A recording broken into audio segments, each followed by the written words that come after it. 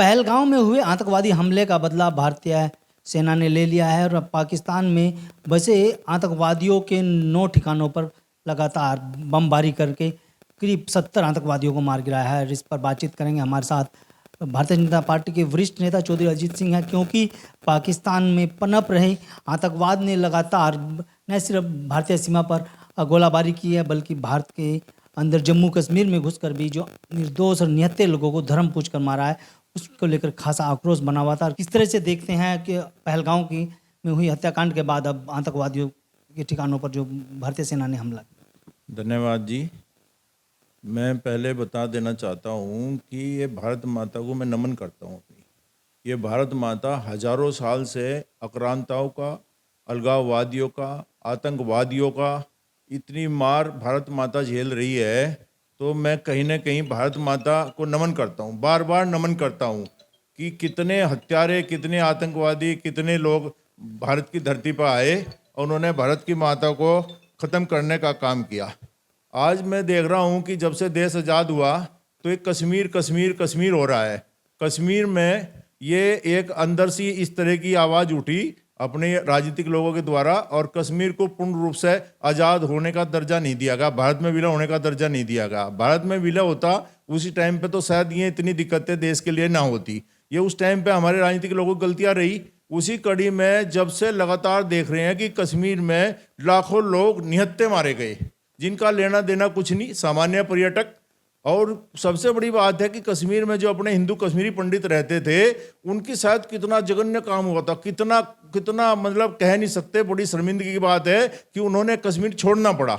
आज मैं देख रहा हूं कि यही उसी कड़ी में 22 अप्रैल में एक पाकिस्तान के द्वारा बिल्कुल शस्त्रधारी लोग आए और उन्होंने अपने भारत के जो सामान्य लोग थे, उसमें थोड़ी थोड़ी उम्र के लड़के, बच्चे, बुजुर्ग, सभी तरह के लोग पर्यटक बन के वहाँ पर गए और घूम रहे थे अपना कि हमारा भारत है, कश्मीर हमारा है, हम स्वतंत्र रूप से घूम सकते हैं, अपनी सुंदरता कश्मीर की देखने के लिए वहाँ पहुँचे।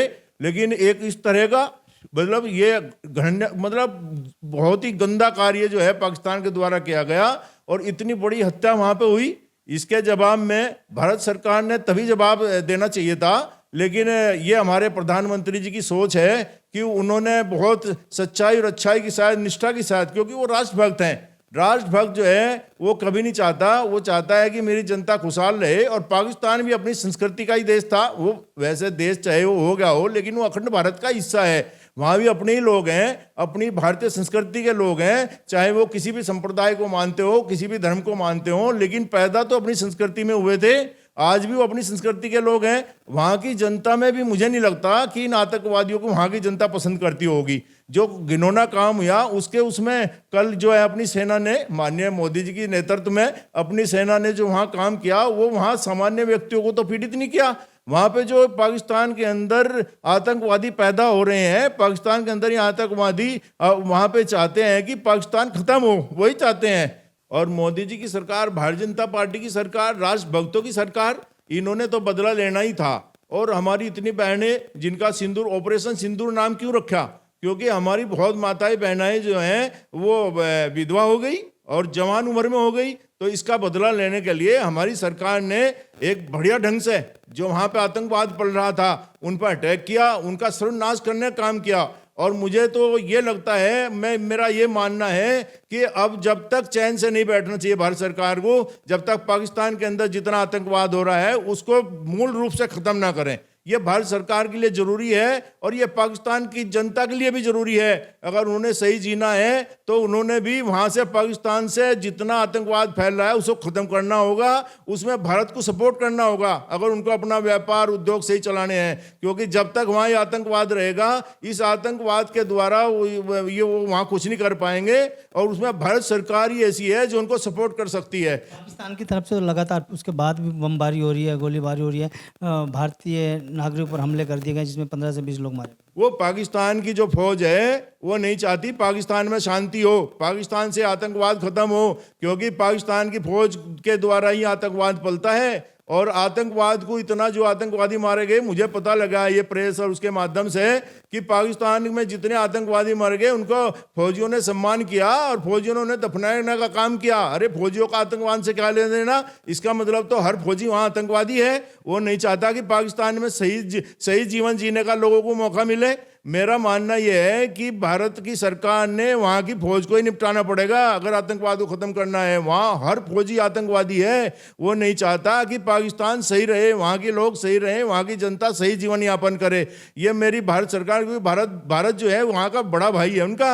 उसने ही देखना है कि पाकिस्तान में कैसा जीवन जीना है। बाप है उनका, बाप के सामने झुकना पड़ेगा और आतंकवादी खत्म करने के लिए वहां की जनता ने वहां की फौज को दरकिनार करना पड़ेगा। वहां के आतंकवादियों को अगर खत्म करना है, आतंकवाद को अगर खत्म करना है तो कहीं ना कहीं भारत सरकार ही इस काम को कर सकती है और दुनिया में कोई नहीं करेगा। सेना की इस कार्रवाई से कितने संतुष्ट है, कितना सही मानते हैं? भारत की सरकार में जो अपनी ये रक्षा अपनी है सेनाएं हैं, ये सेना बहादुर हैं, ये भारतीय हैं, ये जानते हैं अपने दुश्मन को कैसे खत्म करना है। और वो इन्होंने दिखा भी है, 65 में दिखाया है, 71 में दिखाया है। 71 में वहां की 95,000 सैनिकों को गिरफ्त में लेके रुड़की रखा गया था। ये भूल गया पाकिस्तान। अब फिर वही होगा कि वहां की पूरी सेना को अरेस्ट किया जाएगा, गद्दारों को मारा जाएगा और पाकिस्तान को आबाद किया जाएगा। तभी हो सकता है दोबारा फिर वहां की सेना ये चाह रही है। वहां की सेना नहीं चाहती कि वहां खुशहाली हो। ये भारत की सरकार चाहती है कि पाकिस्तान भी खुशहाल रहे। अगर वहां के लोग भी पाकिस्तान की सेना की सपोर्ट करेंगे तो समझो पाकिस्तान को तबाह करना पड़ेगा। अगर दुनिया में शांति करनी है तो पाकिस्तान को निपटाना पड़ेगा। पाकिस्तान पूरी दुनिया को खत्म करने के पक्ष उसमें चल रहा है। पूरा जितना भी आतंकवाद है वो पाकिस्तान से ही चलता है, पाकिस्तान में पैदा हो रहा है। उसको खत्म करने का काम भारत की सरकार करेगी और वो जरूरी है, वो समय आ गया है। अगर जिस पाकिस्तान के पास खाने के दाने नहीं हैं, गधे बेचकर वो अपना पेट पाल रहे हैं, वो आज भारत को लगातार धमकियां दे रहा है उड़ाने की। देखो भुक्का है, वो भुक्का लोग क्या करता है, वो यही काम करता है। वहां की सेना कर रही है ये काम। सेना ही आतंकवादी है और वो भारत की सरकार समझ गई है। भारत की सरकार ठीक से समझ गई है कि वहां अब जा निपटारा करना ही पड़ेगा। अगर नहीं किया तो बार बार भारत को दुखी होना पड़ेगा। हमारी तो मांग सरकार से यही है कि अब की बार आर पार हो जाए। निहत्थे लोगों को मार रहे हैं वे भारत के अंदर घुस के। ये कैसे हमारी सरकार स्वीकार कर लेगी? बिल्कुल नहीं करेगी। और मुझे तो मानना है कि अगर इस तरह का ये अटैक छुपा छुपी करते रहे पाकिस्तानी फौज तो इसका जल्दी ही भारत सरकार जवाब देगी। और हमारी फौज तैयार है, हमारी फौज उत्सुक है इस काम के लिए। वो चाहती है कि ये रोज रोज का ना हो, इसे निपटाया जाए और अपना कश्मीर एक सुंदर कश्मीर के रूप में भारत में पर्यटक स्थल बनकर अपने लोगों को अपनी सुंदरता का वो दिखाए रूप। पाकिस्तान की सरकार का आका, पाकिस्तान की सेना का आका अजहर मसूद का परिवार पूरा इस हमले में मारा जाता है, जहां आतंकवादी पलते थे, आतंकवादियों को पनाह मिलती थी, आतंकवादियों को ट्रेनिंग दी जाती थी और वो बच जाता है अजहर मसूद। तो क्या अजहर महमूद कब तक बचेगा? ये भारत की सरकार उसे बचने नहीं देगी। अजहर महमूद पाकिस्तान में मरेगा और उसे भारत की जो सेना है ना इतनी बुरी तरह मार देगी, उसके परिवार को निपटाया है। और एक अजहर महमूद नहीं, वहाँ पे तो मुझे लगता है कि पूरी सेना ही आतंकवादी है। तो उस हिसाब से मेरी तो भारत सरकार से निवेदन है कि ये जितनी भी वहाँ की सेना है इसे ही खत्म करना चाहिए। ये जो नेता हैं, मंत्री हैं, वो भी पाकिस्तान के खिलाफ आग उगल रहे हैं, आपस में भड़काऊ बातें बयान जारी कर रहे हैं। उन्हें पता है वहाँ के नेताओं को, अगर ये फौजी शासन यहाँ रहा तो ये पाकिस्तान को सही रूप से जीने नहीं देगा। उन्हें मालूम है, उन्हें पता है कि अब मौका है। भारत जो है ना उनका बाप है और बाप ही बाद में जो है ना उन्होंने अपने बाप से ही निवेदन करना चाहिए वहाँ के नेताओं को कि उन्हें अगर सुख शांति चाहिए तो भारत का सहयोग लें। और भारत की सेना इस काम को करने में पूर्ण सक्षम है और जल्दी ही निपटारा कर देगी। इसलिए मेरा मानना है पाकिस्तान में वहाँ के जो बुद्धिजीवी लोग हैं उन्हें विरोध करना चाहिए और भारत सरकार को न्योता देना चाहिए कि आप पाकिस्तान के अंदर आइए और इस आतंकवाद और इस फौज द्वारा जो आतंकवाद फैलाया जा रहा है इसे खत्म करने का काम करें। आर्मी चीफ का कहना है कितने मुनीर मारोगे? पाकिस्तान में मुनीरों की बड़ी फौज है। अरे वो तो इसलिए कह रहा है, वो अपनी फौज पे कर रहा है, पूरी फौज आतंकवादी है। मैं भी बार बार यही कह रहा हूं कि वहां की फौज को खत्म करना होगा और वहां की फौज को खत्म करने के लिए भारत सरकार ने अपने आप में मजबूत लेकर सेना को खुला कर देना चाहिए। और सेना भारत की मजबूत है, वो उसे जवाब देना जानती है और जल्दी इस उस पर पहुंच जाए। कारगिल देखा था, हमारी सेना ने झंडा काट दिया था माननीय अटल जी के नेतृत्व में। अब फिर वही टाइम आ आ गया है कि इस बार कारगिल नहीं, इस बार तो पूरा सफा होना चाहिए वहां से आतंकवाद का। वहां जब तक पूरा फौजी सफा नहीं होगा तो आतंकवाद पैदा होता रहेगा। और वो मुनीर जो भी है वो इसलिए तो मजबूत हो रहे हैं कि सेना उनकी साथ है, सेना उन्हें ट्रेनिंग देती है, सेना के द्वारा ट्रेंड है वे लोग, वे आतंकवाद नहीं है, वे फौजी हैं वहां के।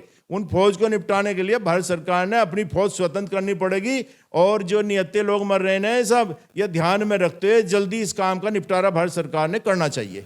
बहुत बहुत धन्यवाद आपका। ये थे हमारे साथ भारतीय जनता पार्टी के वरिष्ठ नेता चौधरी अजीत सिंह, जिन्होंने पाकिस्तान और भारत के वार पर जो अपनी बात रखी है। इनका साफ तौर पर कहना है कि बाप बाप होता है, बेटा बेटा होता है, और बेटा पाकिस्तान आपको समझना होगा। अगर आपको अपने देश के अंदर खुशहाली लानी है तो आपको भारत सरकार यानी अपने बाप नरेंद्र मोदी और यहाँ की आवाम से अपील करनी होगी। और जो फौजी की वर्दी पहने हुए पाकिस्तानी सेना के लोग आतंकवाद फैला रहे हैं, आतंकवाद को बढ़ावा दे रहे हैं, तो उनको खात्मा करने के लिए भारत सरकार से मदद की अपील करनी होगी। अगर आप ये खबर फेसबुक पर देख रहे हैं तो वीडियो को लाइक करके पेज को फॉलो करें। इसके अलावा अगर आप इस खबर से यूट्यूब के जरिए जुड़े हैं तो चैनल को सब्सक्राइब करके बेल आइकन दबाना बिल्कुल ना भूलें। नमस्कार।